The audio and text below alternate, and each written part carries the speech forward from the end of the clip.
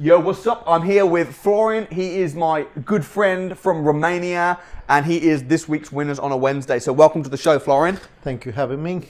You're so welcome. Florin, the reason I had you on the show was because you came to England, and how many words of English could you speak when you came to England? I remember it was just a few words. I can count them on my finger for sure. Really? Yes. Literally just hi, hello, thank you? No, yeah, that kind of stuff. Yeah, okay. For sure. Now, fast forward a few years, Yep. You're a very successful businessman, property entrepreneur. Yes. This is insane. It is. I've seen the bank, I know the stats. Why don't you just tell us kind of what you're doing now? I mean, how many property deals have you done in the last 12 months? Right, so since I joined the academy, there were about 6 property deals. I flipped through some investors, through some companies, so 6 at the moment. So you've done 6 property deals, Yep. You didn't hold on to them, you just made a fee. Yep. You've also got a plumbing business. Yes. And when we met, it was going... Yeah, I was on the point to close it. Yeah, it was. It was suffering a lot. Yeah. What did you turn over last year? It was 145k. So you turned over £145,000. Yeah. And of that, what was your net percentage profit? It was about between 20-25%. And this year expected? Based on our research and all the stuff, supposed to be double now this year. Like $250,000. Yes. Dude, man, Yes. coming from Romania to England without speaking any English to now turning over that kind of money, $250,000, doing property deals. That is insane. It is. That is insane. I mean, it would have been so easy for you to come up with excuses. It was times when I did find excuses, and I just. But then I realized that it's up to me if we'll work or not. So. And we've also become really good friends. Yes, we did. Like we've traveled to Africa together. We did. You've dined with some celebrities. Yeah. So why don't you just give some of the strategies, techniques? Give us some of the learning points. Oh, right. So when I joined the academy, remember I was on the point to put down my business because it was really struggling, and did take a lot of time, and I didn't find the right people, and I was on the point just to quit and that's it, start something else. We have a quick chat, and he said, just hold on, we might be able to help to put it up and running. So I realized that actually I have to kind of implementing my people working with me, a good mentality about the business, about how to relate to the customers, and most of the things I learn is to add value to the customer. So we don't do business with the customer just to make some money. We actually adding value to the customer. We offer something. The customer, they feel very comfortable with us, taking, because some of the jobs, they are quite a big job projects, like completely new plumbing in the property, new boilers and all the stuff. I think the key point was when I realized that actually I have to offer something to the customers, something which they will gain my trust and build that relation with them. Once I start to apply that, things have to start to change, and then the same was with the people I work with. So I have at the moment 3 guys working with me, and they all 3 they understand our principle, our code of honor. We go there and we show respect. We look after the customer properties, and we give our best. And obviously, because of that, the feedbacks, they are all positive. I mean, I did a few research on the last few months on all the website where we advertise the feedbacks. They are just 5 stars out of 5. So I think the fact that you put value to the customers, you build that relation with them, they feel very comfortable with you. So, oh, dude, you know what? You're speaking my language, bro. And the thing is, because your business was you were about to close it wasn't making any money at all, and we spoke, and I love what you just said there about your team code of honor. It's one of the things, because sometimes people forget I'm a property investor, but I'm a property entrepreneur, and I run a business. And you've talked. I know the academy has been a life-changing program for you, but it's crazy because a lot of people do this. But you've taken the academy and you've not only applied the lessons and techniques to your property entrepreneur business, but you've also applied the techniques to your actual plumbing business, which is just absolutely blown up your plumbing business. Which is and that's a lot of people. A lot of people are doing that on the academy. Yes. There's a lot of people doing that. So Albert Einstein says, "Do not try and be successful. Yeah. Do not chase that money. Try and be valuable. Yes. And you took that on board, right? Yes. Fantastic. Talk to me about your team code of honor within your, because you're the sole director of the company. Yes. So you're the top guy. Tell me about how you managed to get one or two terrible team players that were not helping at all, and to this really great team employees that own the mission. How did you do that? Right. So first, I think you have to implement in your people your vision, what you want actually to achieve from this business. So what's your vision? I learned that Robert Kiyosaki have a word that don't chase the money, don't try to add value to people, try to put value into your customers, and then the money will come. So I realized that, and I just said, you know what, I want our company to be well known because we are friendly, trustworthy, accredited, compliant. So we have all the things together. So the people, when they call us, they feel very confident with us. So then once I apply all this to my team, we go out for any job. We are all dressed in the same t-shirts, nice, blue bright, so clean. We speak nice and polite with every customer. We explain twice if it happens. Some of the customer, it's quite difficult to understand the way how the things are working, but we take that extra time to explain to them. So we offer to our customer all our trust, all our time. We go that extra mile. It's happening a lot of them that we go extra mile, even sometimes without charging anything.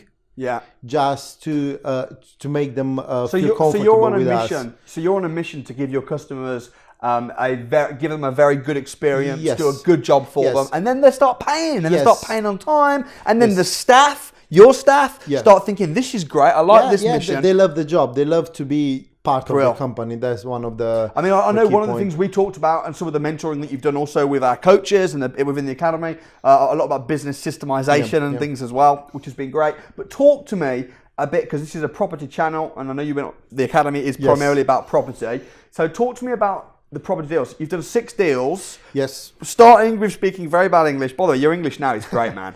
Your English is great. Still learning. It's fantastic. It's almost as good. In fact, it's probably better than my English now. Nah, don't say that. 6 deals. Like, how did you find 6 deals? I know you've been doing HMOs. You've got a rent-to-rent on the table at the moment. Yes. So with the deals, what happened was, I think it was my first big day out. When I go and source, I was 2 property in Rotherham.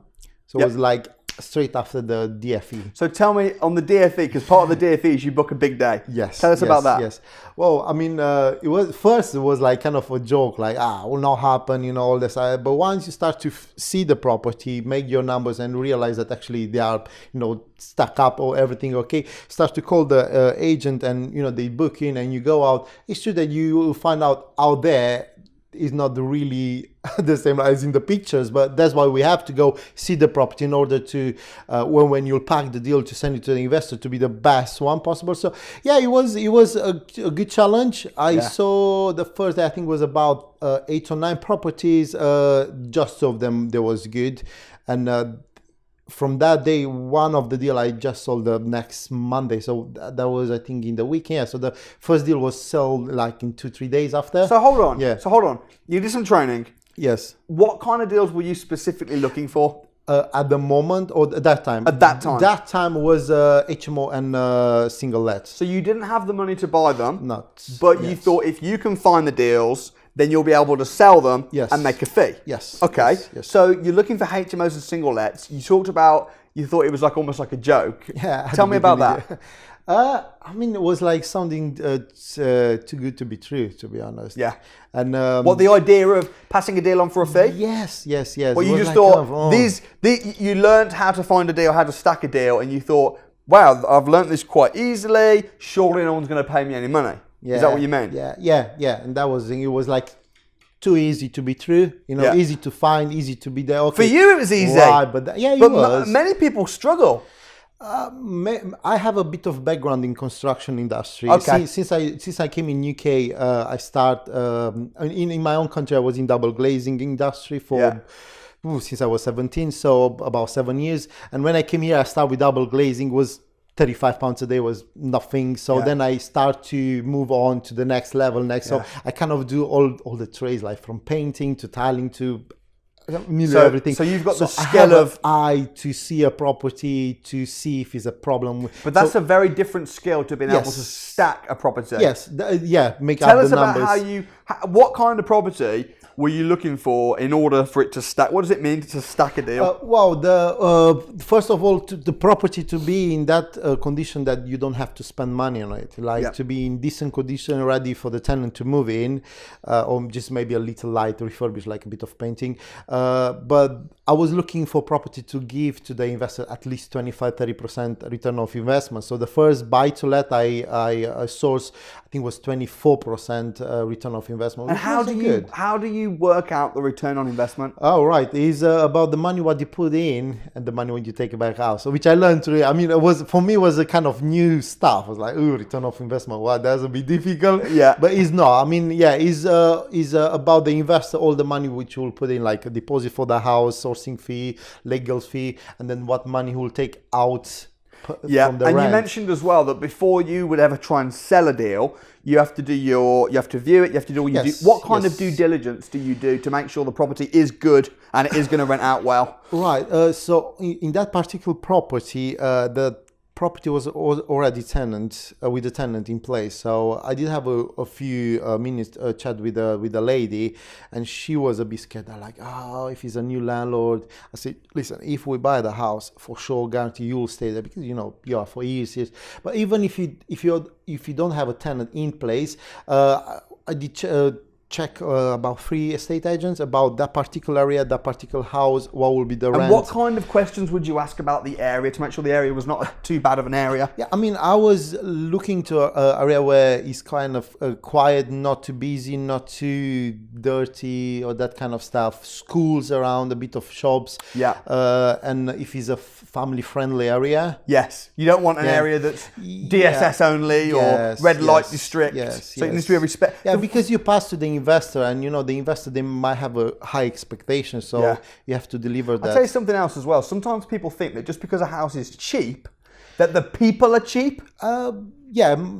There might be that, but not really. No, that one was cheap, that property. Yeah. But I've got properties in places like Middlesbrough, and the houses are like 50 grand. But the people, there's the market there. Are nice people. They have jobs. Yes. Just because it's a cheap area does not mean that the people are cheap. It just means that the area is low priced. Yes, so that's true. okay, so you find the property, you make sure that the rent is high. You buy it for a low price, maybe not the price as low as you can get it. It was 21 or 22% below market value. Wow. Yeah. And tell me, how do you work out the true, because sometimes people say, oh, this is below market value, but it's not really below market value. No, that's, with that particular one, there was 2 properties, like, I can't remember exactly what was the number on the door, but just the one on the left was sold just about 7 months ago. Yeah. And 3 houses down the street again. So in less than 6 months was 2 or 3 properties sold in that particular street. And the condition, there was the same like this one, and they were sold for about 75, and this one was, I think agreed price was about 58 or something like that. So I kind of, for sure, when I said there was below market value, for sure, because on the same street, on the same line, actually, 3 properties in the previous 6 months was sold for so much why would more. Somebody, I love what you said, so important, because sometimes people say it's below market value, but really it's overpriced to start with, so it's not really below market. But you know how to do the proper training, research. So you find a property that's below market value. It's giving you a very high return on investment, which is fantastic. Once you've got that property, then how do you then sell that to an investor? First property I sold it to buy low rent high. Yes, and one of the great things about you, out of all the properties that you've sold, 6 properties, I know you've done a couple through Alistair and Parliament High, but you've co-deal sourced. You found people on the academy. Yes. Tell us about that. Was one. That one actually was a direct mail to the landlord. Yeah. So I haven't seen the property that actually was on auction on the market. Yeah. and I have a agreement with the owner. When the owner came back that Florin, I will have to go through the estate agent. I don't know the reason, but yeah, we'll go for it. Later, we find out from the estate agent actually there's an auction property. So then the investor pull out.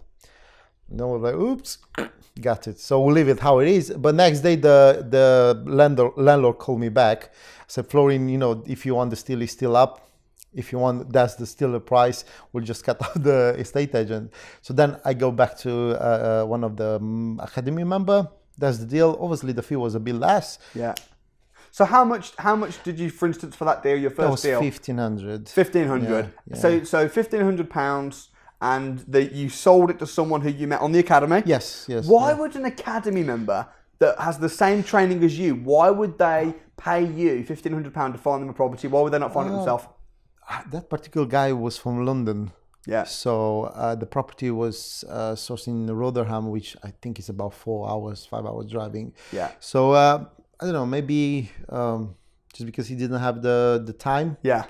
Because you need a bit of time to just go see the I property. guess so, even I'd pay you £1,500 and I've got the knowledge. Yeah. So I guess it's sometimes a case of people haven't got the time, they haven't got the inclination. Yeah. Exactly, so fantastic. See, and once the deal is up and it's stuck up and all the numbers are right, I'm in that same position now, looking for a few rent to rent, and obviously if I will find the right deal through one of the sources, I'll pay the fee. Yeah. Talk to us about, because you mentioned Robert Kiyosaki at least once, some of the things that you've learned off him. Talk to me about your relationship with Robert Kiyosaki since joining the academy. Right. So to be honest, I heard about him, and I was playing a few times the cash flow game before I came to your first crash course. So I have a bit of idea who the guy is and what he's doing, but not wow. But once I joined the academy, I think after the DFE, you came up saying that next summer, it was that summer actually, because I joined the academy last year in April, and you said that this summer I will go out in Africa for your charity work, and then we'll go to South Africa to meet Kiyosaki. And I was like, oh, come on, really? Too good to be true. And then slowly we get to that date when it did happen. The guy is a massive entrepreneur. I mean, what I really adore to him was the fact that he really invest in the financial education these days. I mean, I think is one of the hugest problem in the world, I will say, because we all go to school, but we don't learn anything about money. Yeah. And but money will not bring you happiness, but with the money you can bring happiness around you. Yeah. So you can, help people. What was the biggest thing that you learned from spending time with Robert Kiyosaki? Well, he was a bit the Friday when we have the dinner. He was like a bit not really tough, but he kind of was something which you don't speak on the big stage. And he explained that actually, there are things going around the back curtain, to say like that, which people doesn't realize, and there are these big guys which make the games. What I'm talking is the investors actually, which they understand that to invest will help you to save rather than work for money. His idea of investing money in businesses, taking a business from as a little bit, growing and make it big, and that will bring more to the other people's. Yeah, bring jobs and all that stuff. But on that evening, one of the good thing I learned, and I like it, was the fact that it's not too late. It's not too late to start to invest. He's investing a lot in property. He's a big guy, but in the meantime, he's investing in stock markets and all that stuff. But just a little percent of his asset is there. But it's not too late to get out and invest and do something. I mean, as long as you understand that it's not wrong, but as long as you work for money, you'll chase the money. Yeah. And what was he like as a person? Because I know you were very intimate with him and you got on well. Well, he's 70 now, so I was expecting he's a bit younger, but quite friendly, to be honest. Quite friendly. It was a bit of fun there because in that room, I think we've been about 40 people. Just five of us. We've been from Britain, so he was like, "Ooh, from Britain, you came to see me here." So yeah, he was kind of friendly. How was your little? Because when we first met. Okay. Your little Romanian voice. Oh, yeah. It's too good to be true and all this stuff. To be honest. Like, what would you have thought? Sorry, what would you have thought if you fast forwarded a year or two and you knew that you'd done 6 property deals, you were turning over £250,000 with your plumbing business, you had people working for you, you were having dinner with people like Robert Kiyosaki, you were sat here now on Winners on a Wednesday. Like, would you have believed it and what would you have thought? No, because I did all the time let that voice to say to me that it's impossible. Yeah. You know, I think that was one of my mistakes. You know, leave that voice. It's too good to be true, or it's too difficult to get there. But once I step out of my comfort zone and, you know, I become vulnerable and, you know, expose myself, then I realize, the things are possible. I know it's a bit of work. I mean, even with the plumbing and heating company, it's not, I can't say there was like that. It's a bit of hard work. I do have right people around me. I'm by the way, there's a new for you. I'm with 1 year coaching with Rex. Fantastic. Yeah. Rex is from the academy. Yes, I met him there. So the thing is, I really want to be advised by the best people. And I learned that, you know, before I was thinking that I'm the smartest guy in my own company. I know everything, but that's a kind of risky. Yeah. And I can say now that I have people, like one of my main people, he's much better than me in what he's doing. Yeah. So I kind of replace myself with someone better than me. Yeah. And I have that time to stay at the back now to see what's wrong, what's good, and, you know, to put it together. I love that. And it's so, I mean, for me, like when we first met, people, you know, if I'm meeting people from Romania, just in the process of learning to speak the language with no money, you know, it'll be easy to say, you know what, don't pay me for your advanced training, but seeing people like you that have paid, because you've paid our training company, but it's paid off in dividends. Yeah, I mean, it's wrong to think that money is everything. Is the knowledge. Yeah. You done the recent challenge. Yeah. Financial free challenge. It's not about money. It's about what you know, your knowledge. Yeah. Because, you know, with your knowledge, you can stand over and over from different places in different businesses. So that's why I try to take the maximum. I joined the academy. I know there was a bit of financially cost here, but I say, you know what, I'm willing to learn and to learn a lot and to take all that. When I came first time and I saw your business, how you run the business, I'm like, whoa, that's kind of easy to put in my company. Why I'll not do it for my company? Why I'll close my company if there is a way to do it, you know, different? Because as I said, being part of the academy, it was as a family for me. I was feeling more comfortable to ask questions, because sometimes you think that your questions are a bit silly, isn't it? Yeah. And you don't want to go to a stranger or to a network and ask a silly question. Being part of the academy was a bit more friendly. The group was, and, you know, start to speak with people like Alistair, with Paul and Anne, different people, different backgrounds. They teach you a lot. Yes. So you have a comfortable place where to actually ask question, and no one will laugh about, you know, your question, and they will help you actually. So the thing is as well, I mean, you're a very driven, switched on guy. You're very hardworking, but we had to kick you up the ass still. Oh yeah, it was.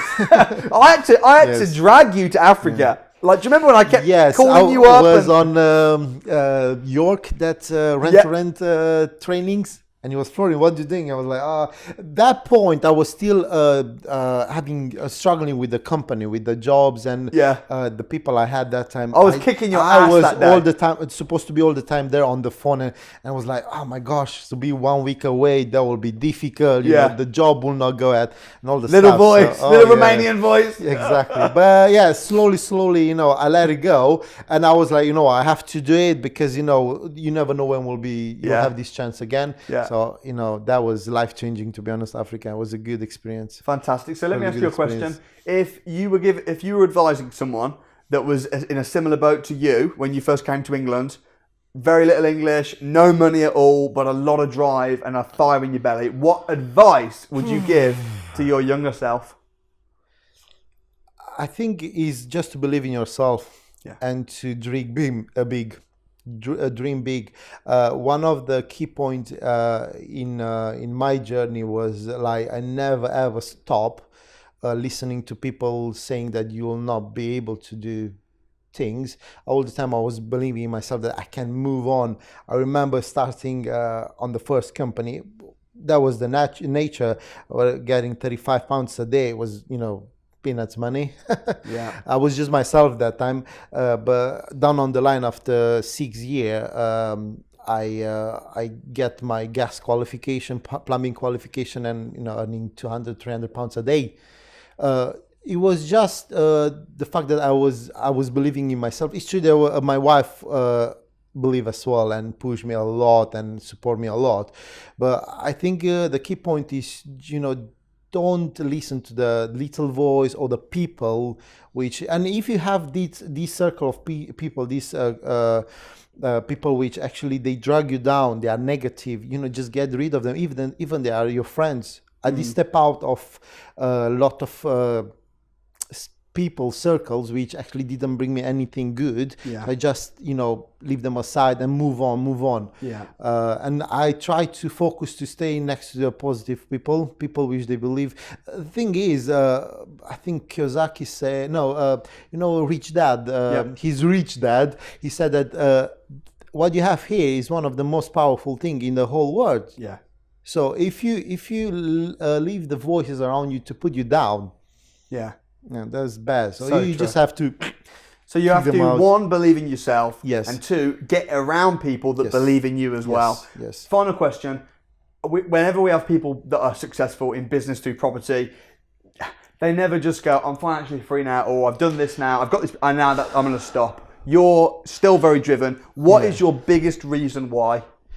Right, for me, the reason I joined the academy... No, not join the academy. What's your biggest reason why you're continuing to push for success? My company itself is called ACF Plumbing and Heating. So ACF stands for my daughters, which they all start with A, Christina and Florin. So I when I built this company, when I started the company, was a family business run company. So I was thinking, you know what, I have to leave something behind me. So you never know, down on the few years, my family will really involved in the business, but I want to do something different. And it's not just about money, because in the end the money will come, will go. But I want to do something. I want, you know, it's not to get famous. It's just to add something extra to the people. People saying, you know what, that company or whatever, that guy was just like unbelievable. You know, we ran before Christmas, we ran a promotion. Every people below 60, I think, if they have any financial struggle, something like that, we'll do a service boiler free of charge. We really want to add, and it wasn't a plan of advertising our business. No, I feel one day, I remember calling the guy who ran my Facebook. I say, John, we have to put this on. I want to offer free boiler service, or, you know, plumbing service to my community, because it is through you grow in a community. That community give me a lot, like the place where I am, and I feel that I have to give something back. I love that, man. Legacy, for your kids. I love the way that we're changing the way that business entrepreneurs think, which is to just give value. Because if you give enough value, the money will follow. And if you will reap what you sow. So God bless you, bro. Thanks so much for coming on the show, man. I'm so proud of you. Really appreciate your invitation.